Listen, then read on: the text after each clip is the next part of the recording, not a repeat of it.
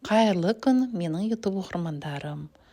Бүгін мен сіздерге мынандай айвадан өте дәмді, пайдалы вареньенің жасалу жолын көрсетемін.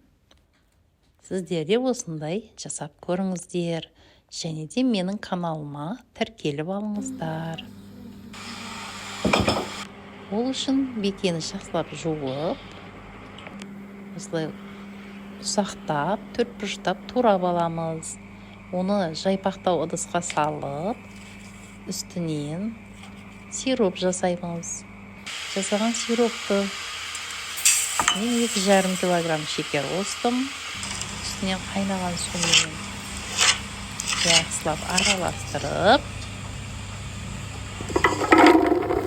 енді кеңірек алюминий кастрюляға салып, үстінен сиропты құйып, жақсылап араластырып, отқа қоямыз. Одан кейін оны қайнап шыққаннан кейін 15 минут қайнатамыз. 2 рет қайнатып, суытып қойғаннан соң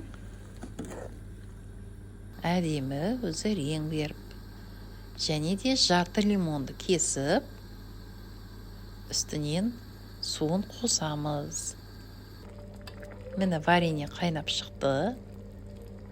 Енді бұны суытып қою керек.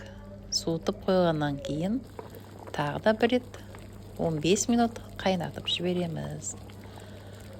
Міне қайнап жатыр. Міне дайын болды.